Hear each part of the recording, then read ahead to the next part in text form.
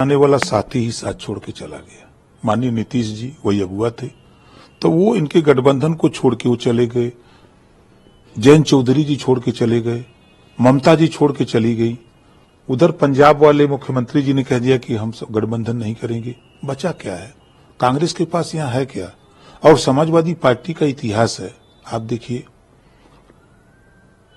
2014 हारे, 2017 हारे, 2019 हारे, 2022 हारे। और माननीय मुलायम सिंह जी के संघर्षों और माननीय शिवपाल जी के संघर्षों के बल पे अखिलेश जी सीएम बने। और 5 साल अखिलेश जी ने सीएम रह के प्रदेश में इतना बढ़िया काम किया, वो एमपी बन गए। फिर एमपी बन के इतना बढ़िया काम किया उन्होंने कि वो एमएलए बन गए। अब बताइए वो क्या बनना चाहते हैं, किस बात के लिए संघर्ष कर रहे हैं? तो वो सब चुनाव हार रहे हैं, कोई मतलब नहीं है। प्रदेश की जनता जो देख रही है, माननीय योगी आदित्यनाथ जी के नेतृत्व में 7 साल में उत्तर प्रदेश में एक भी दंगे नहीं हुए। दोनों जो लोग घूम रहे हैं, अखिलेश जी और राहुल जी, इन दोनों की सरकारें रही हैं। सपा की भी सरकार में दंगे कर्फ्यू लगे, दंगे हुए कर्फ्यू लगे। कांग्रेस की भी सरकार में दंगे हुए कर्फ्यू लगे। तो इन दोनों के सरकार को लोग झेल चुके हैं और योगी जी की सरकार को देख रहे हैं। यहाँ कानून का राज है। और केंद्र में जो माननीय प्रधानमंत्री जी की जो योजनाएं हैं, वो योजनाएं प्रदेश और देश में, प्रदेश की योजना और देश की योजना माननीय मुख्यमंत्री योगी आदित्यनाथ जी के नेतृत्व में बाकायदे धरातल पे जा रही है।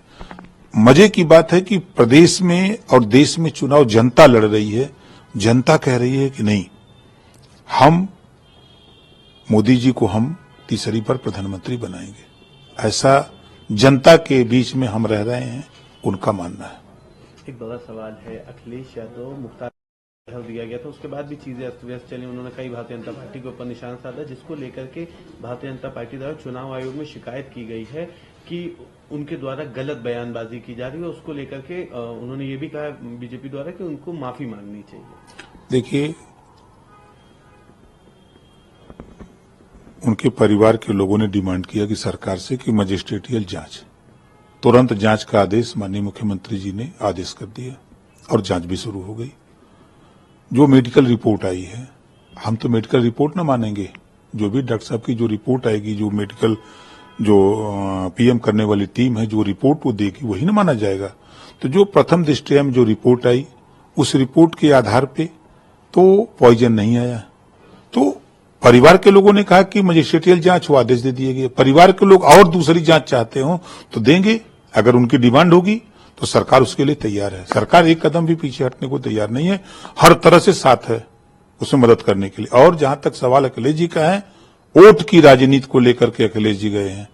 इसके पहले कभी, अगर मैं मानता कि वो जब मुख्तार अंसारी जी जब जेल में थे तो कभी वो मिलने गए? बहुत लंबे समय से जेल में थे, कभी हम गए मिलने के लिए?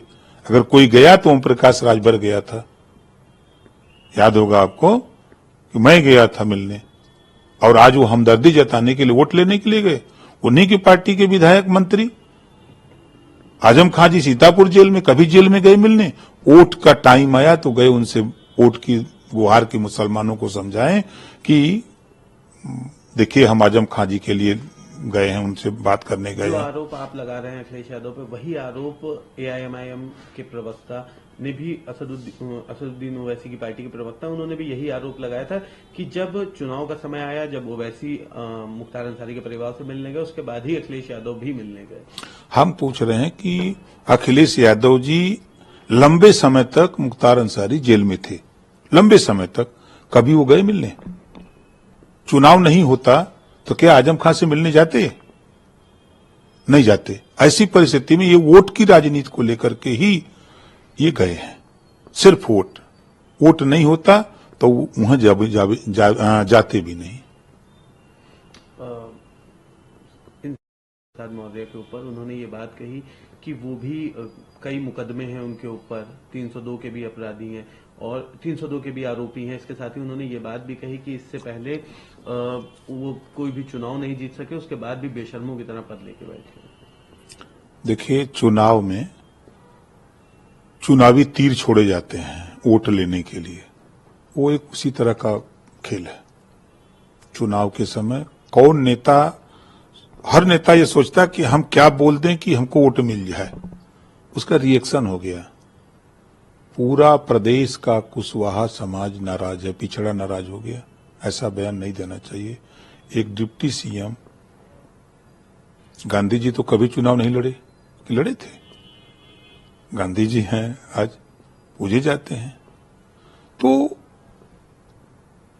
माननीय केशव प्रसाद मौर्य जी डिप्टी सीएम हैं प्रदेश के, और उनके द्वारा वो काम किया जा रहा है जो गौतम बुद्ध जी ने शुरू किया, महात्मा ज्योतिबा फूले ने शुरू किया, जो बाबा साहब डॉक्टर अम्बेडकर जी ने शुरू किया, जो मान्यवर कांसीराम जी ने उस आंदोलन को आगे बढ़ा के छोड़ दिया, उस आंदोलन को आगे बढ़ाने का काम माननीय केशव प्रसाद मौर्य जी डिप्टी सीएम जैसे लोग कर रहे हैं।